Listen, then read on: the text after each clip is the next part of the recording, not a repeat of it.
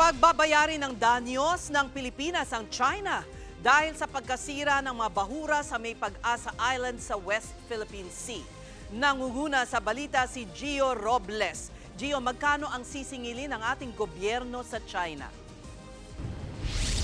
Umabot sa higit 11.1 million pesos na danyos ang gustong babayaran ng gobyerno ng Pilipinas sa gobyerno ng China. Kasunod ito ng pinsalang iniwan ng isa sa Chinese Maritime Militia vessels malapit sa Pag-asa Island noong June 7. Sa isinagawang assessment matapos nga maalis ang barko ng China, nadiskubre ng diving team mula sa Palawan Council for Sustainable Development o PCSD at Philippine Coast Guard o PCG ang mga nasirang corals na dulot naman ng iniwang parachute-style anchor ng barko ng China. Ayon sa PCG, posibleng ginamit ito ng masiraan ng makina ang Chinese militia vessel sa kasagsagan ng masamang panahon. Pero nang mapagpad ito sa mababaw na bahagi ng Pag-asa Reef 1 o nasa 2.6 nautical miles ang layo mula mismo sa Pag-asa Island, nasira nito ang mga bahura ng makaladkad ng malakas na agos. Nasa 30%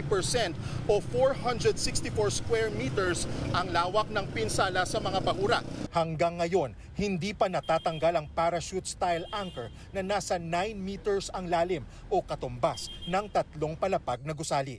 Ayon sa PCG, bukod sa laki o lawak ng parachute canopy nito na 307 square meters, dapat maingat ang isa sa gawang retrieval para hindi na makadagdag sa pinsala ng mga bahura sa lugar. Sa ngayon ay ipapaubaya ng Philippine Coast Guard sa National Task Force for the West Philippine Sea o NTF-WPS ang rekomendasyon na ipapaabot naman sa Department of Foreign Affairs, DFA, at Department of Justice o DOJ kung kailan at paano yung magiging proseso doon sa paniningil sa danyos.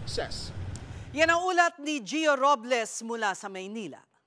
Mga kapatid, Jig Manikad po. Pagdating sa mahalagang balita sa loob at labas ng bansa, dapat una sa lahat, mag-follow at mag-subscribe na sa social media pages ng News 5.